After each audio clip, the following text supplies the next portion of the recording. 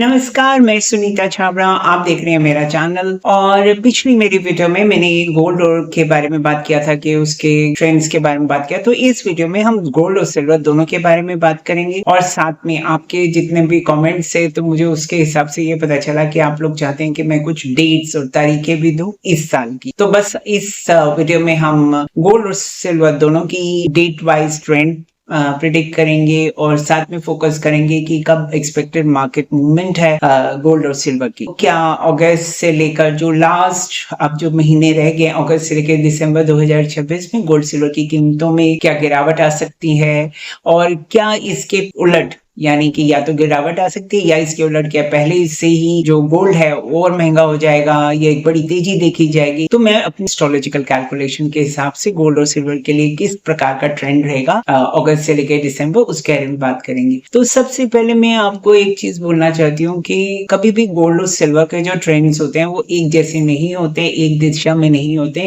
ये तो एस्ट्रोलॉजी के अनुसार है क्योंकि दोनों के ग्रह अलग है और उनको प्रेडिक्टर भी अलग है। अब बिकॉज सब लोगों ने मुझे कमेंट्स में बोला था कि मुझे हम आपको डेट्स चाहिए, मतलब तारीखें चाहिए, तो आप डेट्स ही नोट कीजिए। तो इसी से शुरू करते हैं। तो 17 अगस्त से लेके पहला हफ्ता जो है सितंबर का, तो इसमें सिल्वर के लिए एक जैसा ट्रेंड नहीं रहने वाला। सिल्वर बहुत इंपॉर्टेंट है। मुझे ऐसा लगता है कि geo political condition, government action, official buying और सेलिंग जो है उसकी वजह से यहाँ पर जो गोल्ड और सिल्वर दोनों के जो फर्स्ट वीक सितंबर तक, अगस्त से सितंबर तक का जो बचा हुआ महीना है अगस्त का, आपको बहुत ही कॉशन दिखाई देगा। क्यों कह रही हूँ? क्योंकि अगस्त का महीना जो है वो इक्लिप्स का महीना है और अगस्त और सितंबर का फर्स्ट वीक जो है उसमें एक तरह से अगर एस्ट्रोलॉजिकली कहो तो वो शैडो का पीरियड माना जाता है, इक्लिप्स के शैडो पीरियड माना जाता है। तो आपके मेहनत का पैसा है और सारी एडवाइसेस ले रहे हैं, तो आप इस समय मैं यही कहूंगी कि माई एडवाइस वुड बी कि बड़े इंस्टीट्यूशनल प्लेयर्स, बुलियन ट्रेडर्स जो गोल्ड और सिल्वर में बाइंग और सेलिंग करते हैं उनको ऑब्जर्व कीजिए। गोल्ड और सिल्वर की जो प्राइसेस को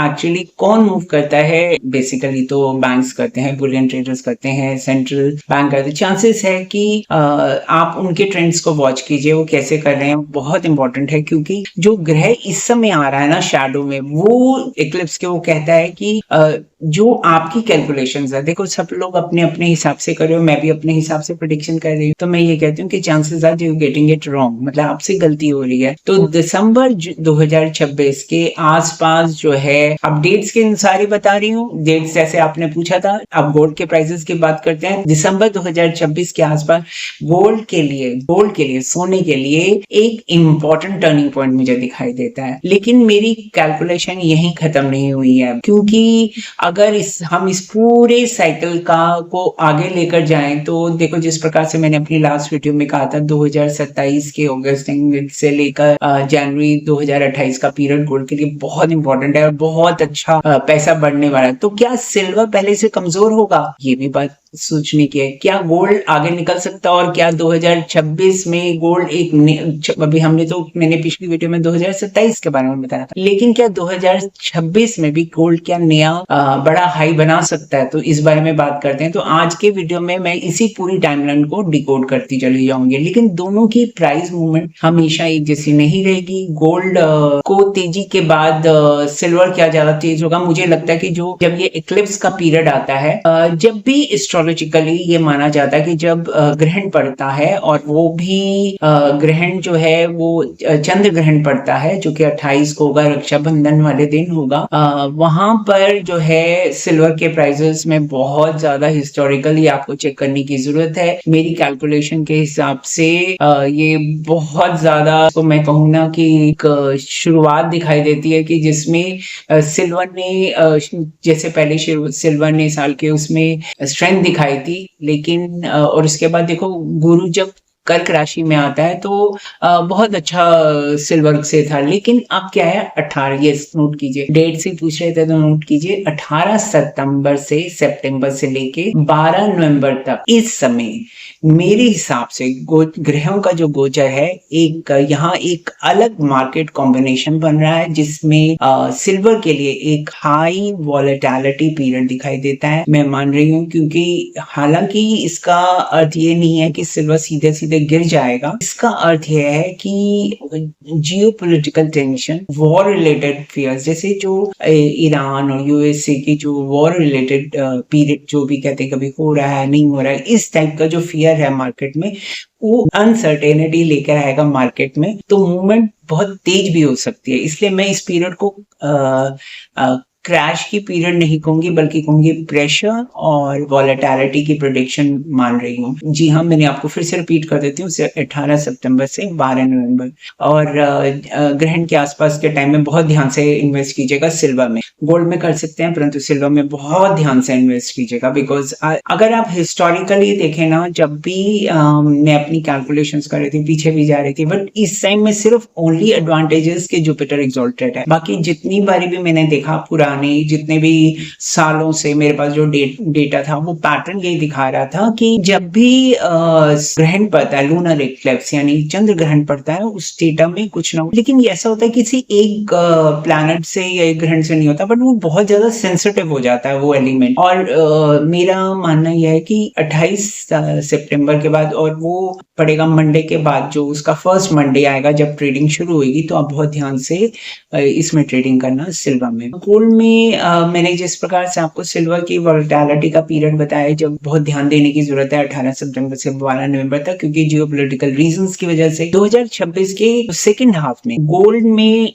कभी तेजी, कभी करेक्शन, कभी प्रॉफिट बुकिंग दिखाई देती है। लेकिन मेरी कैलकुलेशन में गोल्ड की अंडरलाइन स्ट्रेंथ पूरी तरह खत्म नहीं होती हुई दिखाई दे रही, बल्कि दिसंबर 2026 के जिसके पास कहूँ, अगर मैं कहूँ 7 दिसंबर के आसपास, जो एक महत्वपूर्ण चेंज दिखाई देता है। और यही वह डेट रेंज है जहां पर मुझे लगता है कि आपको विशेष ध्यान देना चाहिए, आप उसको नोटिस करना। अगर आप इस पूरी प्रेडिक्शन को याद न रखना चाहते हैं, तो आप इसे चाहे तो नोट भी कर लीजिए। फर्स्ट वीक ऑफ नवंबर, जो बहुत सारी इंपॉर्टेंट डेट्स हैं, जिसको मैंने पिछले वीडियो में भी बताया था कि नवंबर की दिवाली के आसपास। आप में से किसी ने ना कमेंट में ये लिखा था कि दिवाली का कोई लेना देना नहीं है गोल्ड के प्राइसेस से। बिल्कुल ठीक कहा था आपने, दिवाली का कोई लेना देना नहीं है गोल्ड के प्राइसेस से, परंतु मैं आपके सारे कमेंट्स पढ़ती, पर मैं आपको ये बात बोलना चाहती हूँ कि उस टाइम में, क्योंकि वहां पर कुछ प्लैनेटरी कॉम्बिनेशन और एस्पेक्ट्स ऐसे बन रहे थे, तो मैंने आपको इसलिए बोला कि दिवाली के आसपास का जो ग्रहण की दशा है, तो it's not because of Diwali, but उस समय जो ग्रहण, जो कि दिवाली के आसपास ग्रहों की जो चाल बन रही थी, वो ये दिखा रही थी कि इसके बाद जो है आपके लिए गोल्ड में धीरे धीरे स्ट्रेंथ आ रही है। और दिसंबर के जो 5th और 6th दिसंबर के बाद से जो 7 दिसंबर टू बी, कि आप देखेंगे कि गोल्ड जो है थोड़ा स्ट्रेंथ गेन करेगा। और 7 दिसंबर के पीरियड से तो अच्छी तरह से दिख रहा है मेरी कैलकुलेशन की गोल्ड की मूवमेंट को क्लोजली वॉच करना चाहिए, क्योंकि इस फेज में मुझे ऐसे लगता है कि जो वॉलेटिलिटी है वो पहले दिखाई दे रही थी, उसके बाद गोल्ड की डायरेक्शन ज्यादा क्लियरली एस्टैब्लिश हो सकती है। जो आपको दिवाली के आसपास वॉलेटिलिटी दिखाई दे रही थी, उसकी गोल्ड की जो डायरेक्शन है वो क्लियरली एस्टैब्लिश होती जा रही है। और अगर मार्केट फंडामेंटल्स भी सपोर्ट करते हैं, तो गोल्ड में अपवर्ड मूवमेंट बढ़ सकता, मोमेंटम बढ़ेगा अपवर्ड का। अच्छा, जुपिटर नॉर्मली क्या करता है कि एक्सपेंशन देता है और राइज देता है, संकेत है, लेकिन इस समय जो मंगल की तेजी होगी ना, वो रिएक्टिव फेज के साथ जुड़ने के कारण जो मूवमेंट होगी वो एकदम स्ट्रेट लाइन की तरह ऊपर नहीं होगी, मींस एक स्ट्रेट लाइन के। इसलिए मेरी कैलकुलेशन सिल्वर के लिए तो मैं कहूँ सितंबर नवंबर ध्यान देने की जरूरत है, वो गिर सकता है उस समय, बल्कि तेज वॉलेटिलिटी सब गोल्ड में होगा। लेकिन 25 जनवरी 2027 के बाद यहाँ अब रिवर्सल हो रहा है, यानी वॉच करें, यह इंपॉर्टेंट है, क्योंकि गोल्ड और सिल्वर, स्पेशली मैं कहूँ गोल्ड जो है वो गोल्ड और सिल्वर दोनों को अफेक्ट करेगा। स्पेशली गोल्ड इस समय जो है थोड़ी सी उसमें करेक्शंस आएंगे, यानी वो थोड़ा गिर सकता है। तो आप ये सारे पीरियड्स को देखिए, आपकी मेहनत का पैसा है आपका। मुझे मालूम है कि हर व्यक्ति जो है बहुत मेहनत से अपना पैसा करता है। जो मैं प्रेडिक्शंस करती हूँ तो उसके लिए मैंने इतने सारे चार्ट्स बनाए, इसलिए कि ना कि सिर्फ ऐसे हवा में नहीं, मैं नहीं चाहती कि किसी के भी जो पैसे हैं उनका नुकसान हो। पूरी तरह से अपनी तरफ से मैंने कैलकुलेशंस की है, पर फिर भी आप इन सब प्रेडिक्शंस पे मतलब नजर रखाइए और फिर देखिए, अगर मेरी प्रेडिक्शंस ठीक निकलती हैं तो आगे के लिए आप अपनी इन्वेस्टमेंट्स को और एडवाइजर्स के साथ अब मेरी एडवाइस को भी कंसिडर करते हैं। इसी तरह की अगर आपको मेरी वीडियोस पसंद हैं और चाहते हैं कि मैं इस तरह की और वीडियोस भी बनाऊं, तो मेरे चैनल को सब्सक्राइब कीजिए, शेयर कीजिए।